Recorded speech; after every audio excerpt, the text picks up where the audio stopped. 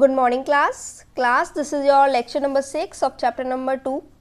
So in earlier lecture, we have learned about data type, है ना? Types of data we have learned. So now let's begin. After setting the data type, what should we do? So after setting the data type for a field, we can set its property, है ना? Data type field के लिए select करने के बाद हमें उनकी properties भी set करनी पड़ती हैं. The field properties let us have more control on data that can be entered in a particular field. क्योंकि जब फील्ड प्रॉपर्टीज़ को हम सेट कर देते हैं तो इससे हमारे डाटा के ऊपर हमारा पूरा कंट्रोल हो जाता है और हम ठीक है उसको कंट्रोल कर सकते हैं कि हमें डाटा को क्या करना है, रिमूव करना है, एडिट करना है, क्या करना है, वो चीज़ हमारे हाथ में हो जाती है. ठीक है, जो भी हम उस पर्टिकुलर फील्ड में उस डाटा को हम ऐड करते हैं, जिस भी डाटा को हम ऐड करते हैं उसको.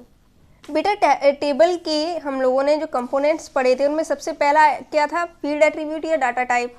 ठीक है, उसके बारे में हमने जान लिया. उसी के अंदर ये टॉपिक था कि डाटा टाइप कितने प्रकार के होते हैं, वो सब कुछ. अब दूसरा जो कंपोनेंट है टेबल का वो है रिकॉर्ड. क्या है? रिकॉर्ड. तो the rows in table are known as record. जो रोज हैं टेबल में वही रिकॉर्ड कहलाते हैं. A record stores complete information about an object और एन आइटम. पूरी इन्फॉर्मेशन रखता है जो भी ऑब्जेक्ट या आइटम उसमें स्टोर होता है उसकी. For example table employee has 4 records. Table employee में 4 रिकॉर्ड्स थे. Each record contain the complete information about an employee. और हर एक रिकॉर्ड में पूरी इन्फॉर्मेशन होती थी एम्प्लॉय की. तीसरा कंपोनेंट है प्राइमरी की. ए प्राइमरी की इज अ फील्ड और combination of field that uniquely identifies the record in a table. Primary क्या है? इट इज़ अ फील्ड या कॉम्बिनेशन ऑफ फील्ड्स. कई सारे फील्ड्स का कॉम्बिनेशन है जो कि आइडेंटिफाई करता है रिकॉर्ड को टेबल में, है ना.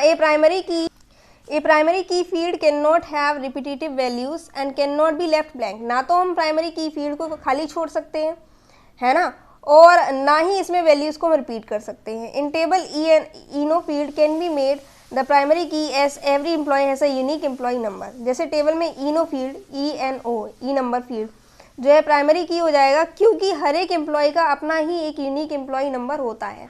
मान लो अगर हम किसी के आधार कार्ड वगैरह का हम नंबर लिख रहे हैं, चारों में एम्प्लॉय के आधार कार्ड नंबर लिखे, तो उन चारों के आधार कार्ड नंबर तो यूनिक होंगे, अलग अलग होंगे, है ना. तो ये हम प्राइमरी की के तौर पर यूज कर सकते हैं ना. तो वही चीज़ है बेटा, जो चीज़ सबके लिए हम अलग अलग रखते हैं, इक्वल नहीं रखते हैं, वही प्राइमरी की हो जाता है.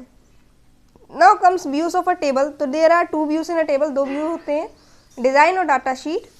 डिज़ाइन व्यू के बारे में पढ़ते हैं. The design view is use to design the structure of database. ये डाटाबेस के स्ट्रक्चर को डिज़ाइन करने में हेल्प करता है ना. The design view window is divided into 2 parts. ये 2 पार्ट्स में डिवाइडेड होता है, एक फील्ड ग्रिड पेन में और एक फील्ड प्रॉपर्टी पेन में.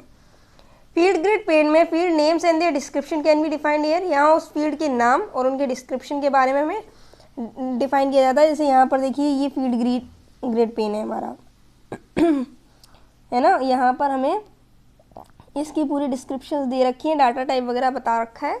और फील्ड प्रॉपर्टीज पे इनमें क्या होगा, property of field can be defined here. यहाँ पे उस फील्ड की प्रॉपर्टीज हमें पता लग जाएंगी. डाटा शीट व्यू के बारे में पढ़ते हैं. तो data sheet view displays a grid of row and column. इसमें रो और कॉलम के ग्रिड्स वगैरह हमें दिखाई देते हैं.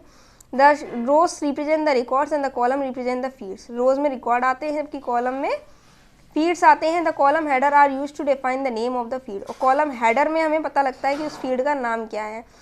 फील्ड यहाँ पर बेटा जो भी टॉपिक आप लेके चल रहे हो, मान लो आप एम्प्लॉय का डाटाबेस कर रहे हो, है ना, एम्प्लॉय का डाटाबेस बना रहे हो, तो यहाँ पर फील्ड क्या हो गया, एम्प्लॉयज़ का हो गया.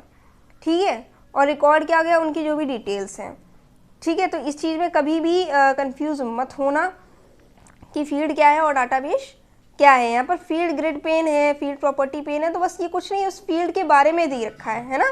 फील्ड का नाम क्या है, उनके डिस्क्रिप्शन क्या है. जैसे मान लो फील्ड का नाम एम्प्लॉय फंड के बारे में हो रहा है, तो एम्प्लॉय फंड इसका नाम हो गया. उसकी प्रॉपर्टीज़ क्या है, वो फील्ड प्रॉपर्टी पेन में आ गया. तो फील्ड और डाटाबेस में कंफ्यूज नहीं होना है बेटा. तो आज का लेक्चर यहीं ख़त्म करते हैं. हम लोग नेक्स्ट लेक्चर में पढ़ेंगे स्विचिंग बिटवीन द व्यूज़.